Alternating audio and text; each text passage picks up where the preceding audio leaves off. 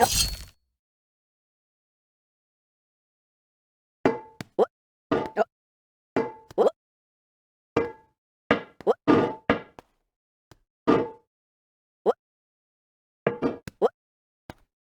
no feeling more intense than starting over. If you've broken your Scratch project moments after you've shared it, as I have, or you spent hours working on a project only to notice too late that one of your sprites has unexplainably gone missing.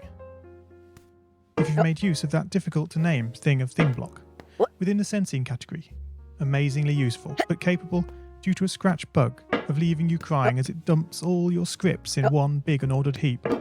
If you've made real progress coding a game over the course of the week, only to come back the next day to discover you weren't even logged in, nothing has been saving. Starting over is harder than starting up. If you're not ready for that, like if you've already had a bad day at school, then what you're about to go through may be too much. Feel free to go away and come back. I'll be here. Alright, thanks for coming with me on this trip. I'll understand if you need to take a break at any point. Just find a safe place to stop and remember to pause the game by pressing P.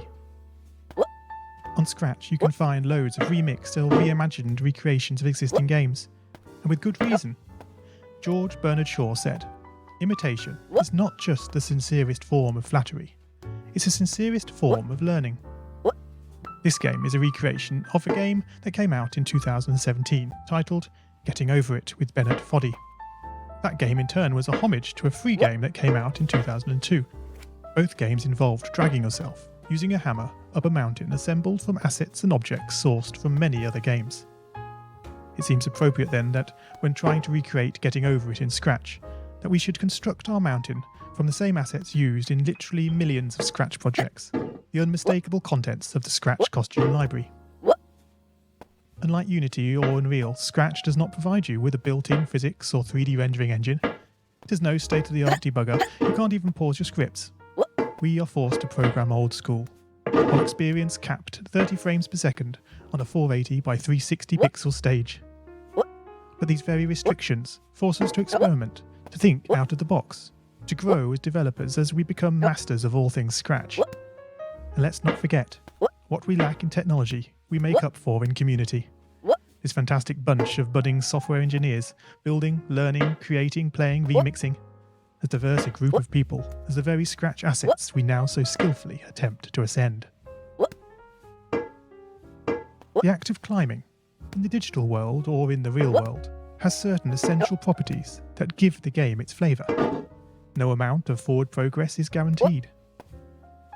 When you start Getting Over It, you're standing next to a dead tree, which blocks the way to the entire rest of the game.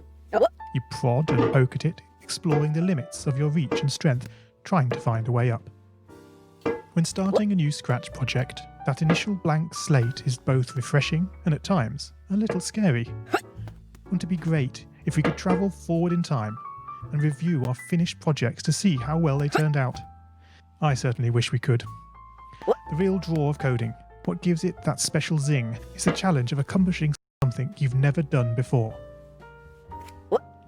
At this point, you don't want to fall into the trap of rushing into creating loads of content, designing all the levels, the player costumes, all the easier stuff that can be perfected later.